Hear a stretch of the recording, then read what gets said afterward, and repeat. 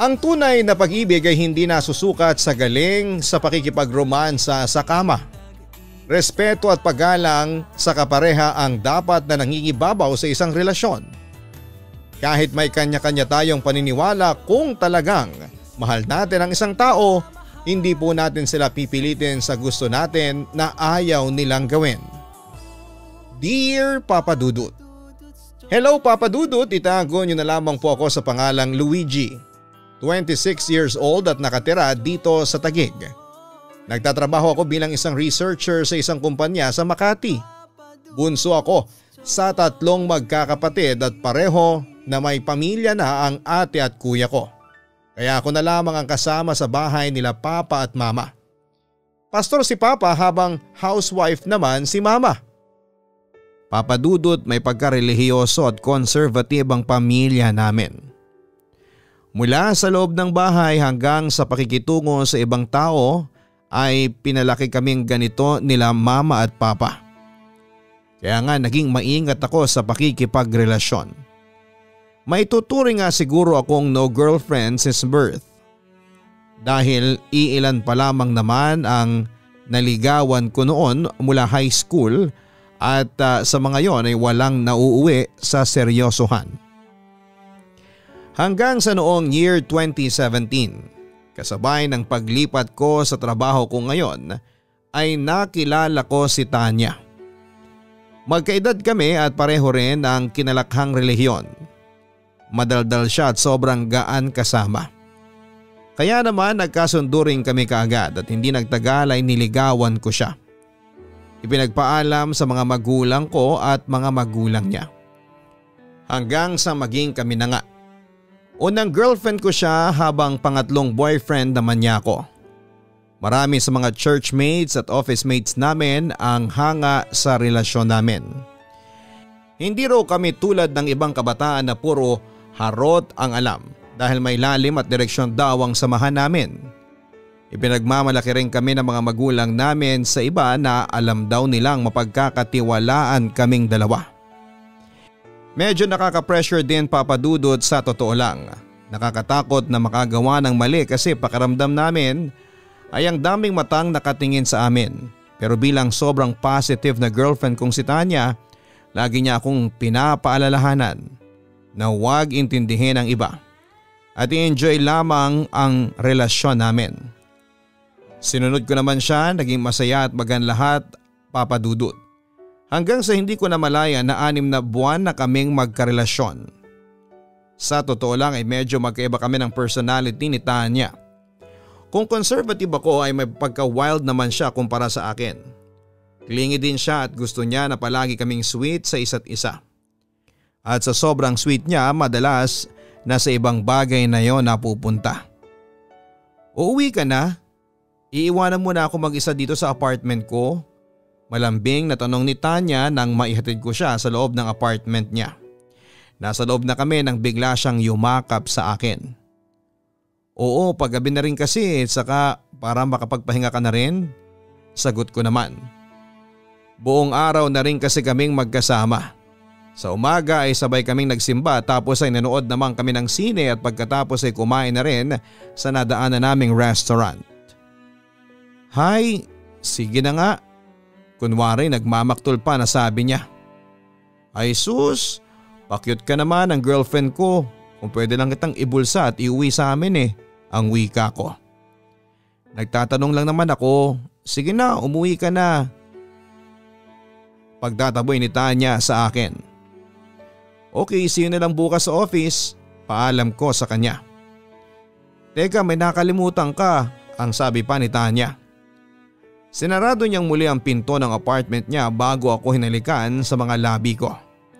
Malumanay ang unang mga segundo ng halik hanggang sa unti-unti ay naging mapusok na yon. May pag-aalinlangan man ay sinagot ko ang mga halik ni Tanya. Nakipagsabayan ang mga labi at dila ko sa kanya hanggang sa maramdaman ko na itinataas na niya ang damit ko. Teka, huwag mo akong hubaran. Pagpigil ko sa kanya habang sinusubukan ko ring pigilan ang init na nabubuhay sa sarili kong katawan. Ha? Bakit? Natatawang tanong ni Tanya. Basta. Medyo nahihiyang tugon ko. Anong itsura yan, Luigi? Nahihiya ka ba sa akin? Humarap ka nga dito. Noon naman ay nakangiting wika niya nang bahagya akong tumalikod sa kanya. Muli niya akong sinimulang hubaran. Babe, huwag mo akong hubaran. Kasi pangit ang katawan ko saka ang laki ng tiyan ko. Nahihiyang pigil ko ulit. Babe, ano ka ba? Tingin mo ba magandang katawan ang gusto ko? Kahit tad ka pa ng peklat at kahit na ilang layer pa ang bilbil mo, wala akong pakialam. Mahal ko yung likod mo, yung tiyan mo, lahat sa'yo. Tanggap ko yan kasi ikaw yan at mahal kita. Ang wika naman niya. Pero nahihiya talaga ako. Ang sabi ko pa. Huwag kang matakot at mas lalong huwag kang mahiya na ipakita sa akin yung buo at totoong ikaw. Walang pagbabago, mas mamahalin pa rin kita. Tandaan mo yan. Ako nga hindi rin perpekto ang katawan ko, ang itsura ko pero willing akong ipakita at ibigay lahat sa iyo. Marami rin akong kapintasan saka kapag ba nakita mo na ang mga yon na hindi mo na ako mamahalin? Tanong naman niya. Tanggap ko rin ang lahat sa iyo syempre. Kaagad namang sagot ko. Ayun naman pala Kaya wag ka nang pakipot dyan. Sabi pa niya bago ako muling hinalikan. Mas mapusok na ang mga nangyayari ng oras na yon at mas mabilis na rin ang mga kamay niya sa paghuhubad na ginagawa niya sa akin. Kaagad niyang sinunod ang pagbaba ng pantalon ko kasama ang panloob ko. Lumuhod siya sa harapan ko at saglit na naglaro doon bago ako hinila sa may sofa. Ang alam ko dapat ay matagal pa kaming magroromansahan kagaya ng mga napapanood ko sa malalaswang video at nababasa ko sa internet. Pero hindi ko maintindihan kung bakit parang napakabilis kong natapos noon kahit parang nagsisimula pa lang kami ni Tanya. Sa sobrang sarap na nararamdaman ko ng mga oras na yon, ay hindi kaagad ako nakapagpigil na matapos kahit nag-uumpisa pa lamang kami. Babe, okay ka lang ba? Tanong ko habang nagbibihi si Tanya. Naging tahimik na lamang kasi siyang bigla pagkatapos naming magromansahan. Uy, tawag ko ulit nang hindi siya sumagot. Seryoso, Luigi? Halos 9 or 10 seconds lang yata ang lumipas tapos ka na kaagad? Inis na wika niya. Sorry kasi hindi ko napigilan. Nahihiyang dispense ako. Nasa kalagitnaan pa lang ako ng sarap tapos ikaw tapos ka na kaagad. Grabe naman yan. Ang wika pa niya. Sorry talaga, alam mo namang hindi ako masyado marunong sa mga ganitong bagay Muling paghingi ko ng dispensa sa kanya. Ayoko ng sorry mo babe. Binitin mo ako kaya dapat na bumawi ka sa akin. Hindi pa tayo tapos at dapat galingan mo na this time. Ang sabi niya bago ko muling nilapitan at hinalikan sa lieg. At dahil nahiya talaga ako sa naging performance ko ay sinubukan ko noong bumawi sa kanya. Ako naman ang humalik sa liig niya habang ang dalawang kamay ko ay namamasyal sa iba't ibang bahagi ng kanyang katawan. Wala akong masyadong alam tungkol sa bagay na yon basta hinayaan ko na lamang na kusang kumilos ang kamay ko. Pati na ang katawan ko. Naramdaman ko naman na nagsisimula ng mag-enjoy si Tanya sa ginagawa ko nang biglang mag-ring ang cellphone ko. Mamaya mo na sagutin yan. Mabibitin na naman ako Ang pigil ni Tanya nang aabutin ko na ang cellphone. Sisilipin ko lang babe kasi baka importante yung tumatawag. Ang wika ko. At nang maabot ko ang cellphone ay nagulat ako nang makita ko ang pangalan ni Mama. Ala, si Mama pala ang tumatawag. Late na pala. Past 7 PM na. Ano ba itong ginagawa natin, Diyos ko? Natatarantang wika ko. O relax lang babe. Sagutin mo na yan para hindi na mag-alala si tita. Pagpapakalma sa akin ni Tanya.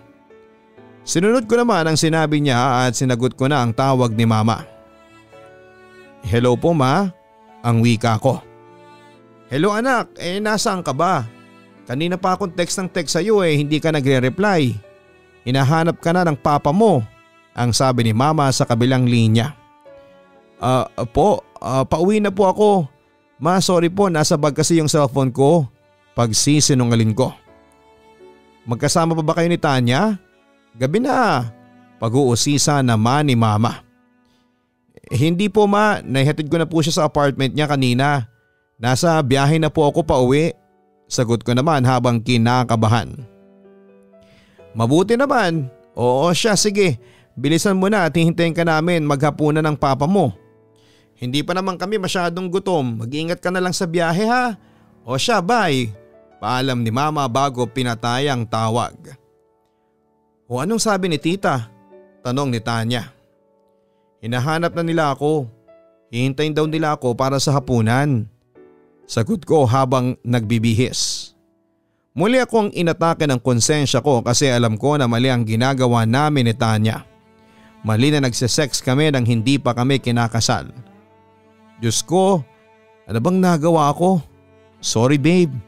Sorry talaga kasi mali ito. Hindi dapat natin ginagawa to. Sorry talaga, ang wika ko. Babe, ano ka ba?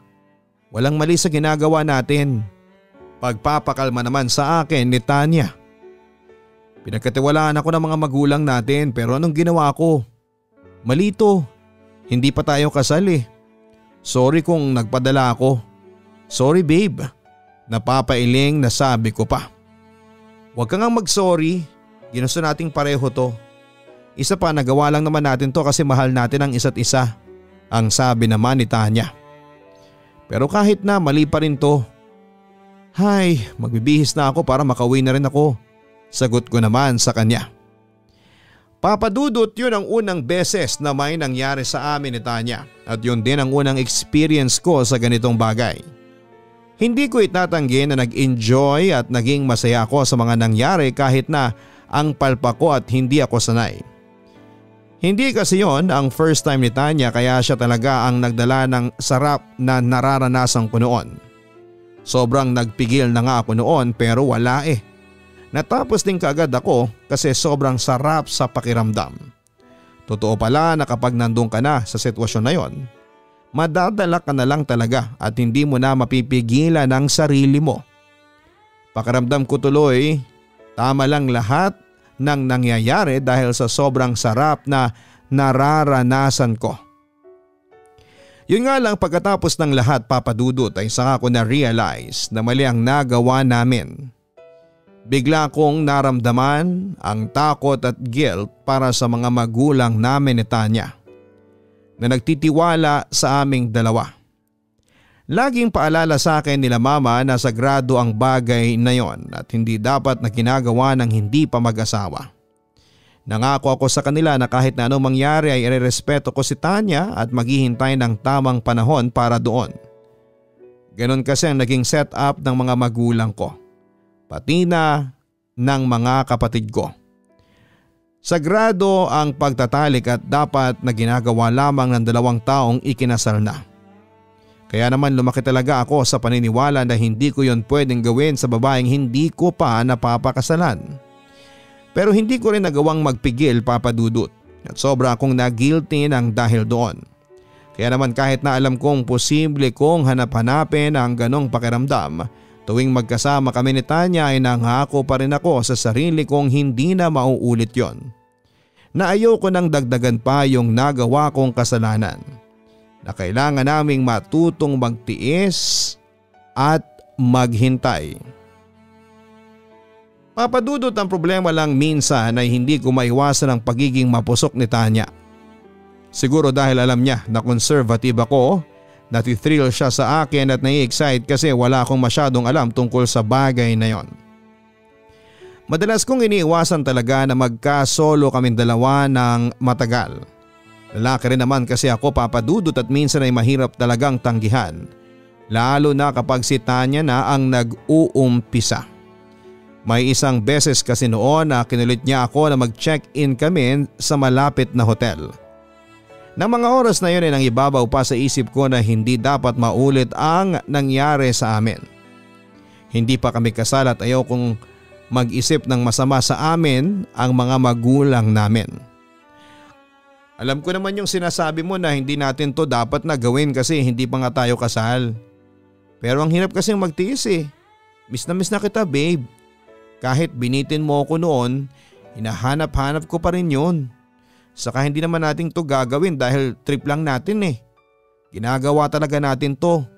Kasi totoong nagmamahalan tayo.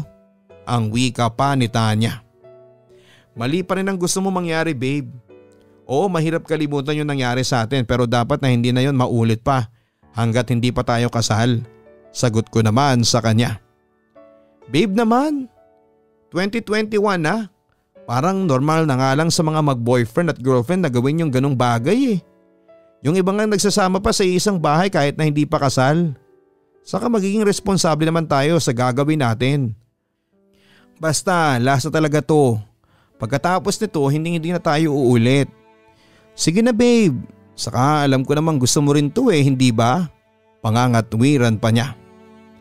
Tanya, tuwing maiisip mong gawin yan, alalahanin mo yung mga magulang mong nagtitiwala sa'yo. Isa pa, hindi ka ba natatakot? Paano kung bigla kitang mabuntis? Nagsusustento ka pa sa pamilya mo, hindi ba? Maraming pwedeng idulot na hindi maganda kapag inulit pa natin to. Kaya mabuti pa umuwi na tayo, okay? Sagot ko sa kanya. Okay fine, uuwi na kung uuwi. Huwag mo na lang akong ihatid, inis na sabi niya. Babe naman, huwag ka namang magalit. Dahil lang sa bagay na yan, panunuyo ko sa kanya. Pwede ba hindi ako galit?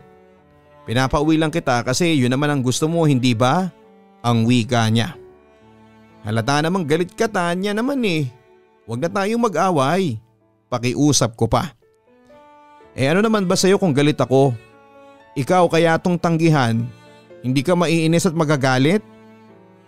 Alam mo, lalaki ka ba talaga? Ikaw pa kasi ang may lakas ng loob na tumanggi.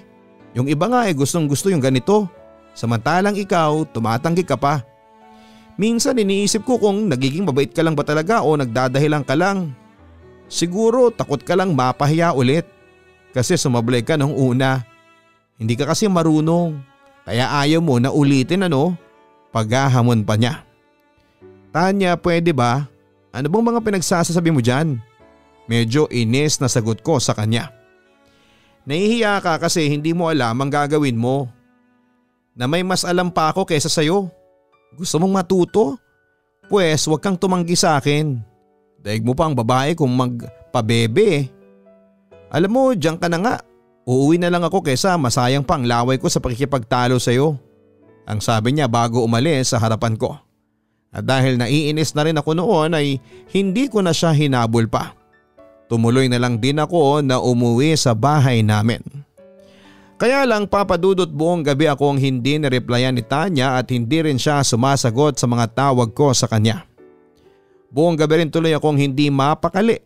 Kaya kinabukasan na pagkatapos ng trabaho ko ay pinuntahan ko na siya kaagad sa apartment niya para kausapin.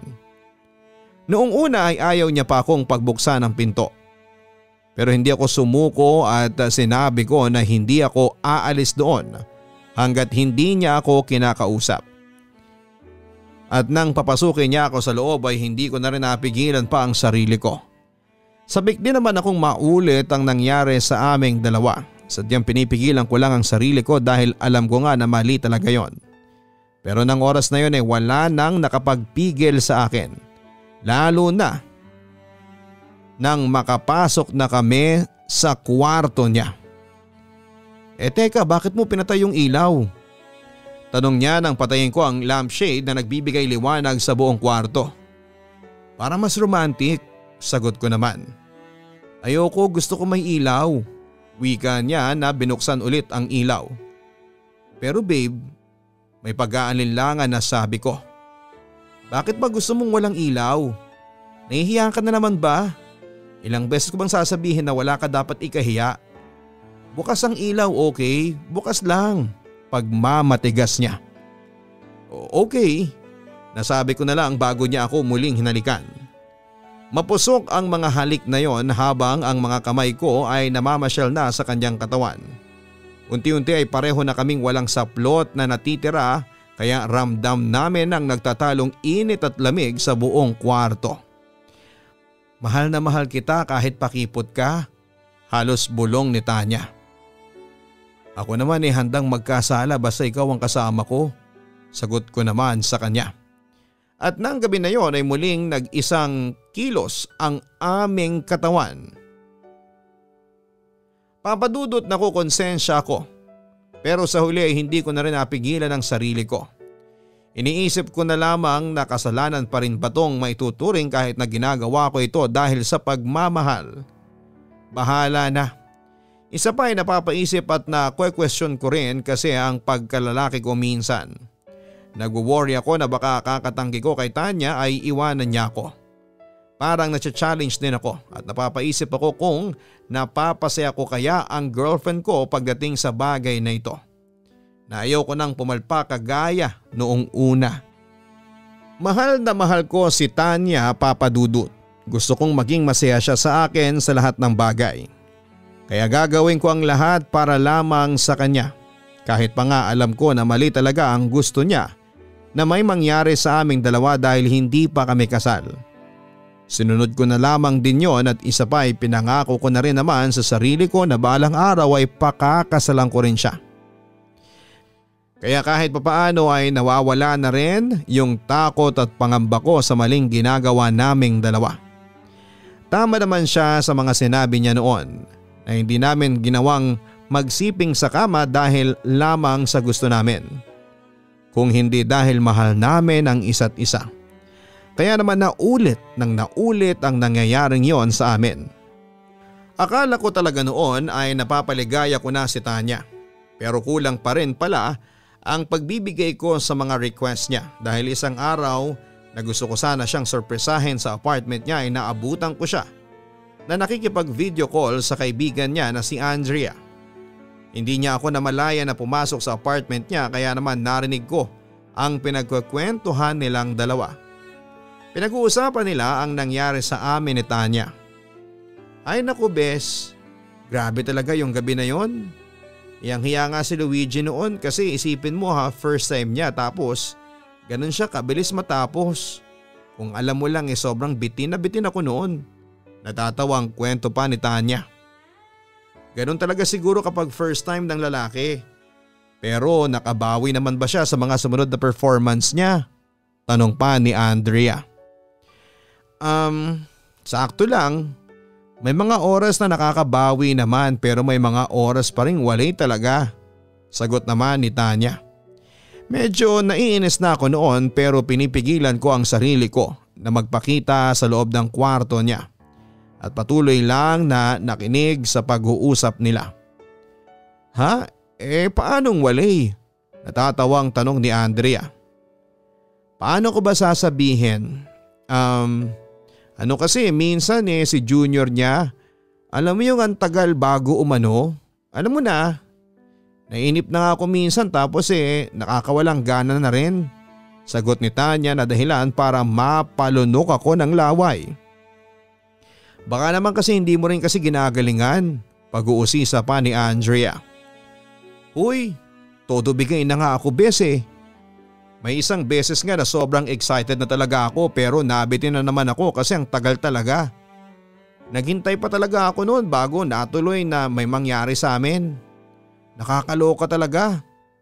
Pero syempre, hindi ako masyadong nagpapahalata kay Luigi na nadidisappoint ako. Baka kasi magtampo na naman siya. Alam mo naman, ang hirap din kasing magsalita ng magsalita. Baka sabihin niya nilalait ko naman yung pagkalalaki niya. Ang kwento pa ni Tanya. Hala, hindi naman panglalait yun tutulungan mo lang siya. Pero curious lang ako Sa lahat ng ex mo sinong pinakamagaling sa kanila pagdating sa kama? Tanong naman ni Andrea. Bumilis na ang tibok ng puso ko noon habang nakikinig sa kanila. Ano ba namang tanong yan? Baliw ka talaga. Hindi ako marunong magkumpara no? Natatawang sagot pa ni Tanya. We, dali na, KJ naman ito. Sabihin mo na sa akin. Pangungulit pa ni Andrea. Hindi ko na narinig pa ang sinagot ni Tanya dahil dahan-dahan na akong umalis noon sa kwarto niya na sobrang sama ng loob. Grabe lang kasi Papa Dudut, ginagawa ko naman ang lahat ng gusto ni Tanya pero may kulang at mali pa rin sa akin. Parang hindi niya man lang na-appreciate ang effort ko. Tapos kinikwento niya sa ibang tao. Lalo tuloy naaapakan ang pagkalalaki ko noon dahil sa mga narinig ko mula pa sa kanya. Dumiretso na ako sa bahay ng pinsan kong si Henry na sakto namang umiinom ng alak na mag-isa sa place niya. At doon na ako nagsimulang maglabas ng sama ng loob sa kanya. Sinabi ko na narinig ko kasing nagkwekwentuhan si Tanya at ang kaibigan niya na si Andrea kaya masama ang loob ko noon. Akala pa ni Henry noong una ay tungkol sa ibang lalaki ang pinagkwekwentuhan naming dalawa. Pero sinabi ko sa kanya na tungkol sa amin din naman ang topic noon ni Tanya. Hindi ko yata napapasaya ng sobra si Tanya kapag may nangyayari sa amin. Ewan ko ba? Hindi ko rin naman makontrol ng sarili ko minsan eh. Ilang beses ko na ngang naipapahiya ang sarili ko sa kanya. Malungkot na pagkukwento ko. Hanep ikaw ba talaga yan Luigi? Parang hindi ikaw ang kausap ko ngayon. Binata ka na talaga. Parang hindi na ikaw yung pinsan kong napaka-inosente at konserbatibo sa lahat ng bagay. At akala mo hindi gagawa ng mali. Natatawang wika pa ni Henry. Siraulo ka talaga. Pero alam mo insan, sa totoo lang alam ko namang mali yung mga ginagawa namin ni Tanya. Nakokonsensya rin naman ako na naglilihim ako ng ganito sa magulang ko pero kasi gusto ko ring alagaan naman yung relasyon naming dalawa. Sagot ko naman sa kanya. Naintindihan ko naman. Ako man noong unang beses na magawa ko yan natakot din ako. Pero syempre, aminin na natin. Lalaki tayo na may pangangailangan din. Eto sa akin lang Tingin ko ayos lang naman na gawin nyo yan. Basta responsable kayo. Kung gusto mo naman, pakasalan mo na kaagad para hindi ka na nakukonsensya ng ganyan. Pagbibiro pa niya na kinatawa ko na rin. Baliw ka talaga. Pero ano bang gagawin ko? Hindi ako matahimik ngayon dahil sa mga narinig ko sa kanila ni Andrea. Paano kung minsan nagpapanggap lang pala siyang sumasaya siya sa mga nagawa ko? Pero hindi pala talaga. Paano kung magsawa siya sa akin kasi hindi ako magaling? Tanong ko pa sa kanya. Nasubukan mo na bang tanungin si Tanya tungkol dyan? Kung nasasatisfy ba siya?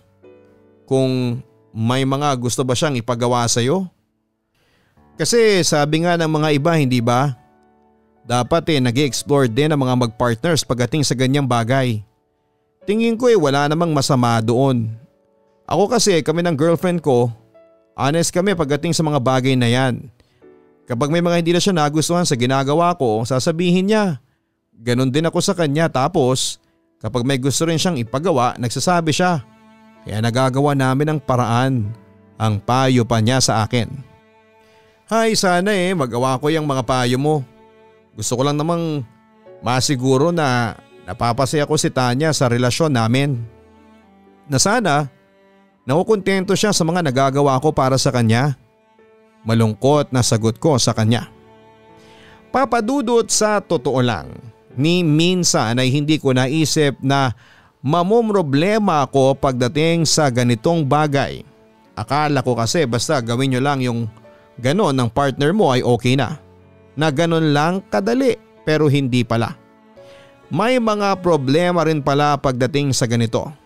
Sa totoo lang ay hindi ko alam kung dapat nga bang sabihin ko kay Tanya lahat ng nararamdaman kong insecurity sa katawan lalo na kapag may nangyayari sa amin. Nahihiya kasi ako. Pakiramdam ko ay para ko na ring inamin sa kanya na ang hina ko na lalaki. Hindi ko na alam. Pero sa kabilang banda ay gusto ko rin talagang masiguro na napapasaya ko talaga siya. Ayaw ko kasing umabot sa punto na hanapin niya yon sa iba o maghanap siya ng iba. Dahil hindi na pala sapat ang naipapakita at nagagawa ko para sa kanya tuwing may mangyayari sa amin. Papadudot sa tulong ng internet at ng ilang payo mula sa pinsan kong si Henry ay pakaramdam ko ay unti-unti kong nalalabanan ng insecurities ko sa katawan. Unti-unti na rin nagkaroon ako ng lakas ng loob na sumubok ng mga bagong moves, ika nga, para mas mapasaya ko pa si Tanya kapag may nangyayari sa amin. Dahil si Tanya ang lagi nauuna sa amin dalawa pero may mga pagkakataong ako na ang nagkukusa.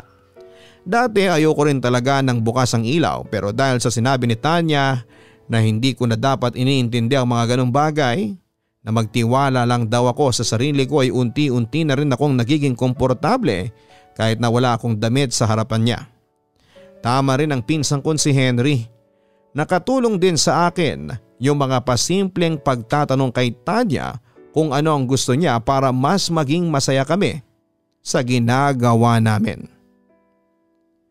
At mukhang naging effective nga, Papa Dudut, ang mga effort ko. Dahil nakikita ko na noon na nag-i-enjoy na si Tanya sa tuwing may nangyayari sa aming dalawa. Yung enjoy na walang halong pagpapanggap. Kaya naman natutuwa ako kasi nagbunga din talaga yung pag-e-effort ko. Ganon pala talaga pagdating sa pagla-love making, Papa Dudut. Hindi pwede yung paulit-ulit lang kasi nakakasawa ring gawin. Dapat palaging may bago kayong ginagawa para lang hindi kayo magsawa sa isa't isa. Kaya sa aming dalawa ni Tanya, ako naman yata ang naging mas explore pagdating sa kama. Siyempre game naman si Tanya sa mga pakulo na ginagawa ko. Sinasabi pa niya sa akin noon na ang laki daw talaga nang pinagbago ko at natutuwa raw siya sa akin. Iba naman ang dating noon para sa akin kasi ibig sabihin ay hindi na ako nagkukulang sa relasyon naming dalawa. Pero may bahagi pa rin sa sarili ko na nag-iisip, nagigilty sa tuwing matatapos ang pagpapasarap na ginagawa namin. Lalo na kapag kinakausap ako ng parents ko tungkol sa relasyon namin ni Tanya. Pinapaalala nila sa akin ang limitations namin bilang magkasintahan at ang pangako ko sa kanila na hindi ako gagawa ng kalokohan o kasalanan sa relasyon namin. Malaki kasi talaga ang tiwala sa akin ng parents ko at yon talaga ang gusto kong ingatan. Pero nang dahil kay Tanya ay unti-unti ko yung nasisira. Ang palagi ko na lang na tinatatak noon sa isipan ko ay magpapakasal din naman kami ni Tanya balang araw. Kaya dapat na hindi ako mag-guilty sa ginagawa naming dalawa. Kaya lang, Papa Dudut, ay hindi rin maalis ang pag-aaway sa relasyon namin ni Tanya. May oras kasi noon na nagkakasagutan kami dahil si Tanya naman ang tumatanggi sa akin na mag-love making kaming dalawa. Naging madalas ang pagiging malamig niya sa akin at pakiramdam ko noon ay nagsasawa na siya sa akin. Hanggang sa nauwi na nga sa pagtatalo ang issue na yon, Papa Dudut. Sige na, ilabas mo na yung issue mo sa akin. Hindi yung kay Andrea ka pa nagsasabi na nabibitin ka at nagkukulang ka sa ginagawa ko sa iyo. Ano ba? May mga naikwento ka pa ba sa kanya na hindi ko alam? O baka naman hindi ka lang kay Andrea nagsasabi ng mga ganyang bagay na dapat sa ating dalawa lang? Naiinis na wika ko sa kanya. Ang kapal ng mukha mo. Oo, nakakapagkwento nga ako kay Andrea at inaamin ko. Pero hindi naman ibig sabihin na hindi ako kontento sa iyo. Galit namang sagot niya sa akin. Talaga lang ha? Para kasing hindi yun ang narinig ko nung nagkwentuhan kayo dito sa apartment mo na dapat sosurpresahin kita.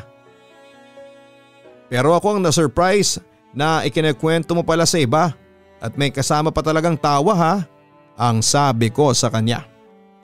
Diyos ko naman, Luigi, katuwaan lang namin ni Andrea yun. Walang ibang meaning. Pati mga kapalpakan ko sinasabi ko sa kanya. Sagot naman niya. Nakita ko ang pagkagulat sa mukha niya dahil sa mga sinabi ko. Wawa, katuwaan lang sa inyo na pag-usapan ng kapalpakan ko, ganun ba? So ano bang napag-usapan ninyo? Baka naikukumpara mo rin ako sa mga ex mo. Sa ibang lalaki? Ano, mas magagaling ba sila? Sunod-sunod na tanong ko kasunod ang malakas na pagsampal niya sa akin. Ganyang klase ba talaga ng babae ang tingin mo sa akin? Tanong naman niya. Wala akong sinasabing ganun, nagtatanong lang ako dito. Giit ko. Pues, ayusin mo ang mga tanong mo kasi sumosobra ka na. Wala na sa lugar. Alam mo, tama na tong pag-uusap na to at bahala ka sa buhay mo. Isipin mo kung anong gusto mong isipin. Hindi ko maintindihan kung bakit big deal sa'yo yung mga ginagawa mo sa kama eh. Kasi sa akin wala naman akong pakialam. Basta ikaw yung kasama ko, okay na ako. Pero ikaw ewan, napaka-insensitive mo. Mas inuuna mo pa yung personal na issue mo kaysa unahing tanungin ang problema ko kina mama. Salamat ha, sa halip na damayan mo ko dinagdagan mo pa ang sama ng loob ko. Naiiyak na sabi niya noon. Gusto ko pa sanang magsalita noon pero tuluyan na niya akong tinaboy paalis ng apartment niya. Nang makauwi ako sa amin ay doon ako nagsimulang mag-guilty. Parang masyado ngang umiinit ang ulo ko dahil lang sa pagtanggi niya na may mangyari sa aming dalawa. At dahil sa inis ko noon ay kung ano-ano ang mga nasabi ko kay Tanya na labis kong pinagsisihan, Papa Dudut. Papa Dudut, halos isang linggo rin yata akong hindi kinibo ni Tanya dahil sa aming pag-aaway noon. Sobra akong na-guilty talaga kasi nga ay inuuna ko pa ang sarili ko kahit na alam kong problemado na siya. Hindi ko rin naman kasi alam kung ano ba ang problema niya dahil bago ang away namin na yon ay wala siyang ibang ginawa kung hindi ang tumahimik o kaya ay sungitan ako. Si Tanya kasi yung tipo ng tao na hindi pala salita tungkol sa mga sarili niyang problema. At madalas ay mahirap talagang basahin kung ano man ang nilalaman ng isip niya. Kaya todo talaga ang pagsuyo na ginawa ko sa kanya para lamang maging maayos ulit kami. Mabuti na nga lang at matapos ang ilang araw ay kinausap na niya ako at bumalik na rin kami sa dati. Naayos na raw kasi ang problema nila sa bahay nila kaya bumalik na ang paglalambing niya sa akin. At dahil doon ay naging madalas na rin na may nangyayari sa aming dalawa. Mas masarap naman kasing gawin yon. Lalo na kapag pareho kaming nasa mood, Papa Dudut. At habang tumatagal ay mas nagkakasundo na kami sa kama. Kaya lang dumating na ang araw na kinakatakutan ko na mangyari, Papa Dudut. Babe, ano nangyari? Bakit ka umiiyak? Nag-aalalang tanong ko nang makapasok ako sa apartment niya. Tinawagan niya kasi ako noon at sinasabi niya na may importante siyang sasabihin sa akin. Natatakot kasi ako, babe. Naiiyak pa rin sagot niya. Ha? Saan? Ano bang nangyari? Naguguluhan at nag-aalalang tanong ko. Babe, magto 2 months na kasi akong delayed eh. Buntis na yata ako. Sagot niya. Ano? Paano nangyari yon? Sigurado ka na ba dyan? Sunod-sunod na tanong ko pa habang malakas ang kabog ng dibdib ko. Hindi pa pero hindi pa rin ako nagkakaroon ngayong buwan eh. Anong gagawin ko, babe? Anong gagawin natin? Natatakot ako. Lalong naiyak siya sa mga sinabi niya. Diyos ko, paano bang nangyari to? Nag-iingat naman tayo pareho. Pigil ang luha at kinakabahang wika ko. Hindi ko rin alam eh. Natatakot na talaga ako. Ano na lang ang sasabihin ng pamilya ko? Kailangan pa ako nila mama at ng mga kapatid ko. Hindi ko pa kayang magkaanak eh. Hindi ko kaya. Lalong naiiyak na sabi niya. Shh! Tumahan ka na muna. Nandito lang ako, okay? Hindi kita iiwanan. Pananagutan ko yan. Basta sasamahan kitang magpa-check up bukas din sa doktor para makasigurado tayo. Pagpapakalma ko sa kanya kahit ako mismo ay sobra nang kinakabahan. Ang iniisip ko noon ay ano lang ang sasabihin ng mga magulang ko na sinira ko ang tiwala nila.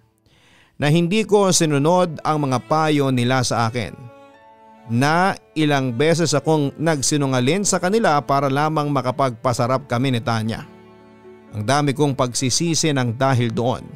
Pero alam ko na dapat ko ring sabihin kaagad yon sa mga magulang ko, lalo na kay mama. Malalim na ang gabi nang makauwi ako noon sa bahay namin at naabutan ko pang gising si mama na namamlan siya ng mga damit ko. Pinagtimpla niya pa ako ng kape kasi nahalata niya na balisa daw ako. Noong una, ayoko pang magsabi sa kanya ng problema ko dahil hindi ko rin alam kung paano yon sisimulang sabihin. Naiiyak na rin ako noon habang sobrang lakas ng kaba ng dibdib ko. Pero kilala ako ni mama at alam niya na kapag may problema ako na hindi masabi-sabi sa kanya, kaya naman kinumbinsi niya ako na pwede kong sabihin sa kanya ang lahat-lahat. Natatakot po ako, ma. Natatakot po ako sa nagawa ko. Medyo naiiyak na sabi ko. Ano bang problema? Sabihin mo na sa akin, ang wika pa ni mama. Si Tanya po, ma. Nabuntis ko po yata siya. Sorry, ma. Sorry talaga. Naiiyak na sabi ko. Diyos ko, totoo ba yung sinasabi mo, Luigi? Tanong naman ni mama. Hindi pa po kami sigurado pero sorry po talaga. Alam ko pong nangako ako sa inyo ni Papa. Sorry po kung sinira ko ang tiwala ninyo sa akin. Sinubukan ko naman pong pigilan ang sarili ko pero hindi ko na kaya. Hanggang sa hinayaan ko na lamang po na may mangyari sa amin. Nagpadala lang ako, sorry po. Mahal na mahal ko lang po talaga si Tanya. Pagtatapat ko kay mama. Diyos ko, anak. Kailan mo pa nalaman na buntis si Tanya? Tanong ulit niya. Kanina lang din po niya sinabi sa akin. Natatakot po kami, ma, at hindi ko po alam ang gagawin ko. Sana mapatawad niyo po ako. Umiiyak na sagot ko. Anak, hindi naman ako nagkulang ng mga paalala sa iyo, hindi ba? Pero bakit? Bakit ginawa mo pa rin nang hindi pa kayo kasal ni Tanya? Naiiyak na rin si mama habang nagtatanong. Alam ko po yun, ma. Kasalanan ko po ito. Ma, sorry po. Patawarin niyo po ako. Isumbong niyo po ako kay Papa. Saktan niyo ako kung kailangan. Tatanggapin ko po ang lahat. Alam ko pong nakakahiya ako. Mali yung ginawa ko at sorry po talaga. Paghingi ko pa ng tawad sa kanya dahil alam ko na malaking kasalanan para sa kanila ni Papa ang nagawa ko na yon. Pero hindi nagsalita si mama na lalo kong kinakaba. Naiiyak pa rin siya noon na parang nag-iisip kung ano ang dapat niyang sabihin sa akin. Ma, kausapin niyo po ako, promise. Tatanggapin ko kung ano man ang ipaparusa niyo sa akin ni Papa. Patawarin niyo po ako at natatakot po ako. Hindi ko rin po ginustong magkaganito at hindi pa rin po ako handang maging ama. Natatakot po ako, ma.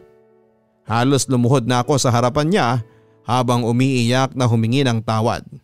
Pero kumilos si mama at iniayos ako ng upo sa tabi niya. Halika nga rito, anak. Halika.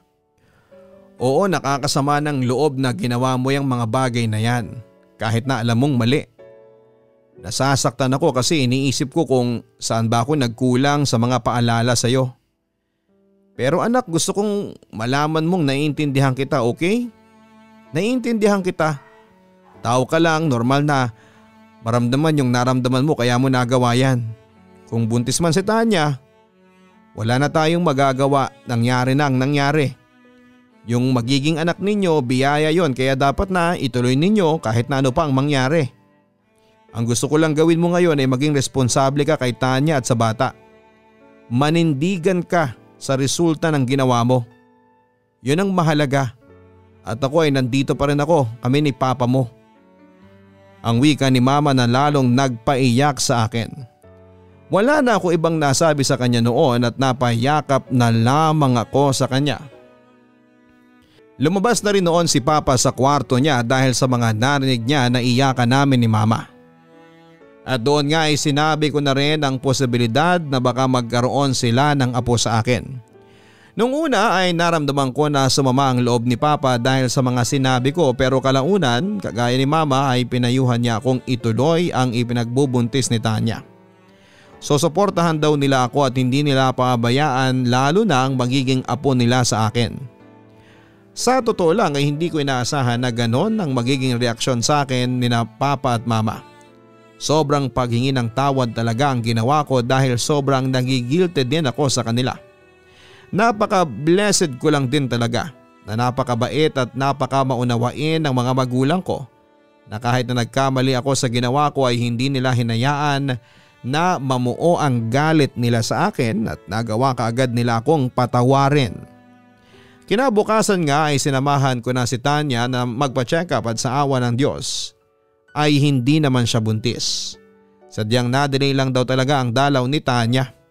Sobrang nagpasalamat talaga ako noon dahil alam ko sa sarili kong hindi pa ako handa o kahit na si Tanya, at naisip ko nga rin noon na siguro ay ginawang lesson lamang ito ni Lord para sa amin ni Tanya para malaman namin yung pwedeng kahinatnan na mga bagay na ginawa namin kahit alam naming mali. Pinalaki kami ng mga magulang namin sa paniniwalang hindi pang mag-boyfriend at girlfriend ang bagay na ito. Kaya yon ang pinaninindigan namin ni Tanya. Alam ko naman na sa bawat tao kanya-kanyang opinyon at kinalakhan tungkol sa premarital sex. Kaya hindi ko sinasabing mali lahat yon.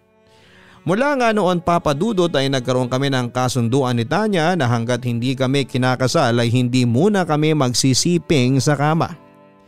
Pinaliwanag ko sa kanya na kailangan naming iwasan na gawin yon para na rin sa aming dalawa dahil pareho pa kaming hindi handa para sa responsibilidad na pwedeng biglang mabuo.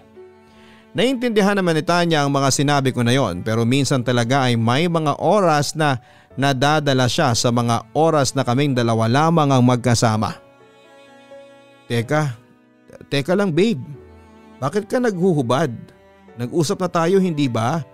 Gulat na tanong ko. Nagkikilitian lang kami sa kwarto niya nang matapos ang pelikulang pinapanood namin at nagulat na lamang ako sa sumunod na ginawa niya. Anong tanong yan babe? Miss ko na kasi yung ginagawa natin dati. Kaya pagbigyan mo naman sana ako ngayon. Paglalambing ni Tanya.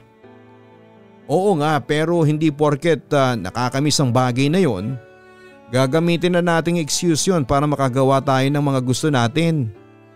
Natuto na tayo hindi ba? Hindi na dapat muna natin gawin ang bagay na ito. Sagot ko sa kanya. Tumahimik naman si Tanya dahil sa sinagot ko sa kanya at ramdam ko na sumama ang loob niya sa akin. Oh, galit ka niyan? Babe please, ayoko mag-away na naman tayo dahil lang sa ganito. Alam kong nahihirapan ka pero sana malaman mong nahihirapan din ako. Hindi madali sa akin to. Ayoko ring tanggihan ka pero ayaw na nating maulit yung nangyari. Paano kung sa susunod ay mabuntis ka na talaga? Alam naman nating hindi pa tayo handang pareho. Pwede pa naman tayong bumawi sa ibang bagay eh. Huwag na nating madalain to. Darating din yung araw na magagawa na natin lahat ng gusto natin pero sa ngayon, tiis-tiis na muna. Sorry na okay? Hindi ko gustong tanggihan ka o kung ano man. Hay, sige na. Uuwi na lang muna ako kaysa magkasagutan na naman tayo. Pero sana maintindihan mo yung point ko. Ang akin lang, huwag na nating ipagpalit sa sandaling kaligayahan ang biglang responsibilidad. Uuwi na ako. Tawagan na lang kita mamaya ha. Paalam ko sa kanya. Saglit lang. Halika nga dito. Payakap nga ako. Hindi naman kasi ako galit. Sorry kung muntik na naman akong madala ng init ng katawan. Pero salamat ha. Ang swerte ko talaga kasi ikaw ang binigay ni Lord sa akin. Ngayon pa lang ay nakikita ko na kung gaano ka karesponsable. Paano pa kaya kapag nagkaroon na tayo ng sariling pamilya? Salamat talaga babe. Ang wika niya habang nakayakap sa akin. Wala yun. Ikaw talaga basta pakabait na tayo pareho ha. Basta mula ngayon naka-reserve na tayo after ng kasal. Sa ngayon hanggang kiss na lang muna kaya kayanin natin to babe. Lagi nating iisipin ang tawag ng sikmura ng magiging anak natin bago ang tawag ng laman. Mas masarap gawin yon kapag alam natin sa sarili nating handa na rin tayo. Nakangiting sagot ko sa kanya. Papa Dudut, aminado ako na hindi madaling magpigil lalo na bilang lalaki. May mga pagkakataong kapag kaming dalawa lang ni Tanya ang magkasama ay natutokso ako. Pero pinipilit kong kayanin at lagi kong iniisip ang kahinatnan kapag ginawa namin yon nang hindi kami handa. Tuwing naaalala ko yung kaba at takot ko noong akala namin ay buntis si Tanya ay hindi ko talaga alam ang gagawin ko. Pagdating kasi sa pagkakaroon ng sariling anak o pamilya, hindi lang naman pera ang kailangang ihanda, dapat yung sarili mo mismo. Dahil bukod sa pinansyal na obligasyon, hindi ganong kadaling magpalaki ng anak. Maging magulang, panghabang buhay na responsibilidad na yon kapag ibinigay na sa iyo yon, wala nang atrasan. Sa ngayon Papa Dudut ay maayos at masaya naman ang relasyon namin ni Tanya. Pareho kaming nagpapaka-busy sa trabaho at sa pamilya namin. Gusto naming makasiguro na magawa namin yung mga pangarap namin sa buhay bago dumating yung panahon na maisipan na naming magpakasal. Naiisip ko na rin yon sa totoo lang.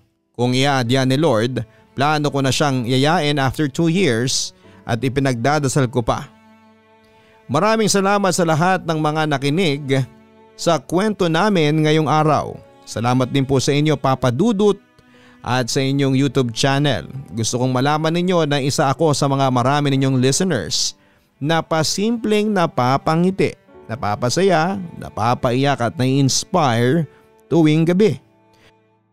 More power at marami pong salamat sa pagbabahagi ng aking kwento. Nagpapasalamat, Luigi. Maraming salamat Luigi sa pagsulat mo dito sa aking YouTube channel. Kahanga-hanga ang katangian mo, lalo na ang pagpapalaki na ginawa sa iyo ng iyong mga magulang. Tama ka naman sa sinabi mo na magkakaiba tayong mga lalaki ng paniniwala pagdating sa relasyon. Pero hinahangaan ko ang ginawa mong pagrespeto sa nobya mong si Tanya, pati na rin ang pagsunod mo sa payo sa iyo ng iyong mga magulang. Sigurado ako na darating ang araw na magiging isang responsable ka ring magulang. Kaya sana ay marami pa ang maging kagaya mo na lalaking mataas ang respeto sa kanilang mga karelasyon. Hanggang sa muli, ako po si Papa Dudut. Don't forget to like, share and subscribe. Ikwento po ninyo sa inyong mga kaibigan ng Papa Dudut Stories. Maraming salamat po. Ay mahiwaga, laging may lungkot at saya. Sa Papa Dudut Stories, laging may karamay ka.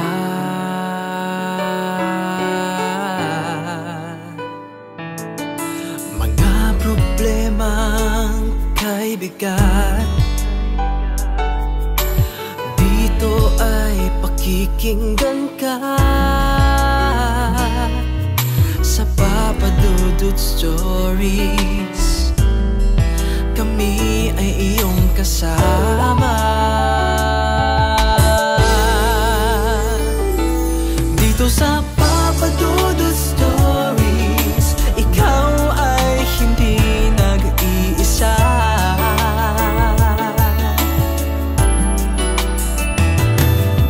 Sa Papa Dudut Stories, may nagmamahal sa'yo. Papa Dudut Stories, Papa Dudut Stories,